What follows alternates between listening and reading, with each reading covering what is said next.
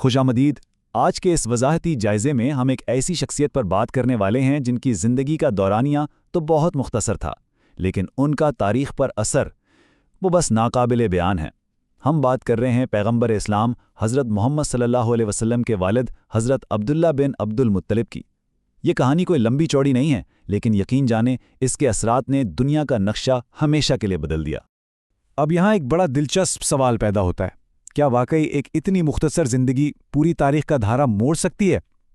تو دیکھیں، بعض اوقات جو زندگیاں سب سے زیادہ خاموش ہوتی ہیں نا، تاریخ میں انہی کی گونج سب سے اونچی سنائی دیتی ہے۔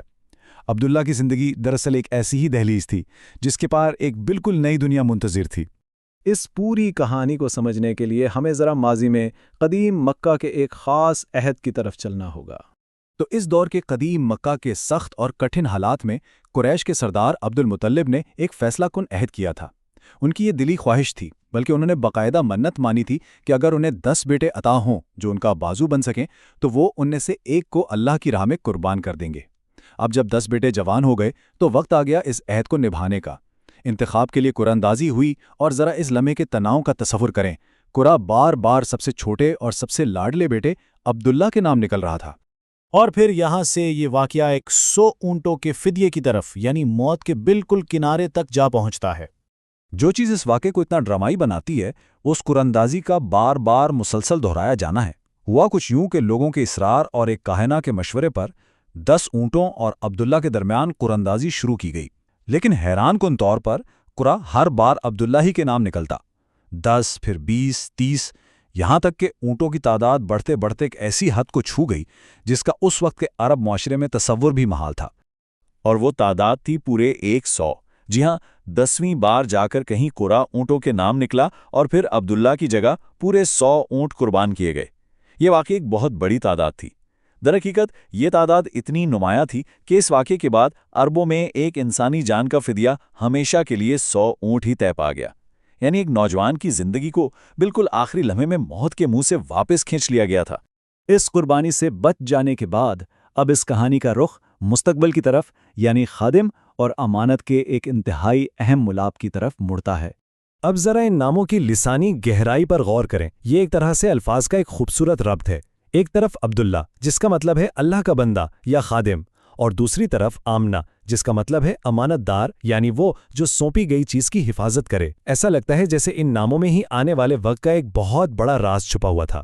بظاہر تو یہ بالکل قریش کے عام رواج کے مطابق ایک سیدھی سادی سی شادی تھی جس میں کوئی بڑا شور و غل یا دکھاوا نہیں تھا، لیکن دراصل یہ وہ مقام تھا جہاں آمنہ کو ایک بہت بڑی امانت سونپی جا رہی تھی۔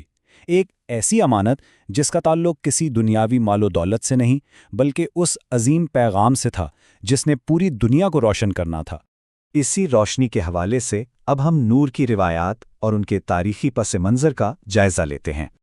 اچھا، یہاں ایک خالصتاً علمی پہلو کو سمجھنا بہت ضروری ہے، یعنی مستند تاریخ اور سیرت کی روایت کے درمیان فرق۔ ہم دیکھ سکتے ہیں کہ عبد المطلب کا عہد، فدیہ، عبداللہ کی شادی اور ان کا آخری سفر، یہ تمام واقعات صحیح اور سختی سے مستند حوالوں سے ثابت ہیں، جبکہ دوسری طرف جو نور کے حوالے سے مشہور واقعات ہیں، ابتدائی سیرت نگاروں نے انہیں نقل تو کیا ہے، لیکن محدثین کے نزدیک ان روایات کی سند کمزور یا ضعیف ہے۔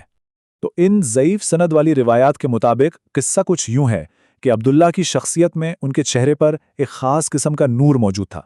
ایک خاتون نے اس نور کو پہچان کر انہیں اونٹوں اور شادی کی پیشکش کی، جسے عبداللہ نے فوراً ٹھکرا دیا۔ پھر آمنہ سے شادی کے بعد جب وہ خاتون دوبارہ ملی تو اس نے محسوس کیا کہ وہ نور اب وہاں نہیں ہے۔ بعد کے علماء نے اسے ایک طرح کی تمثیل کے طور پر لیا ہے، یعنی یہ نور دراصل پیغمبر اسلام صلی اللہ علیہ وسلم کے اس دنیا میں آنے کی بشارت تھی۔ لیکن خیر، یہ ساتھ زیادہ دیر کا نہیں تھا۔ اب ہم اس کہانی کے آخری اور قدرے افسردہ حصے کی طرف آتے ہیں، یعنی طلوع سحر سے قبل ہی ان کی روانگی کی۔ وقت واقعی بہت کم تھا۔ عبداللہ معمول کے مطابق شمال کی طرف جانے والے ایک تجارتی قافلے کا حصہ بنے۔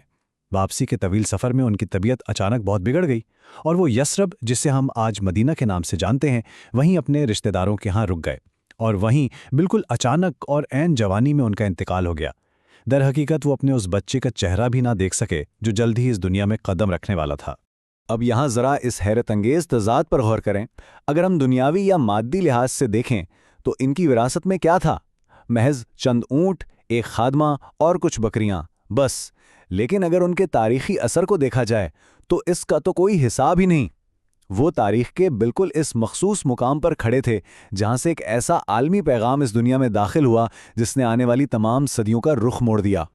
جو ہو چکا تھا اور جو شروع ہونے والا تھا، اس کے درمیان ایک کڑی۔ در حقیقت ان کی زندگی کا مکمل نچوڑ یہی ہے۔ وہ گزرے ہوئے کل اور ایک انتہائی شاندار مستقبل کے درمیان ایک خاموش مگر سب سے مضبوط پل ثابت ہوئے۔ تو اس تمام تر بحث کے بعد یہ سوال ہمیں سوچنے پر مجبور کر دیتا ہے کہ آخر کیسے ایک ایسی زندگی جس کے اپنے کہے ہوئے چند الفاظ بھی تاریخ میں بمشکل ہی ملتے ہیں، وہ صدیوں بعد آج بھی اتنی شدت سے گونج رہی ہے؟ شاید اس لیے کہ بعض اوقات زندگی کی اصل اہمیت اس کے طویل ہونے میں نہیں بلکہ اس مقصد میں چھپی ہوتی ہے جس کی وہ بنیاد بنتی ہے۔ اس وضاحتی جائزے میں ہمارے ساتھ اس سفر کا حصہ بننے کے لیے آپ سب کا بہت شکریہ۔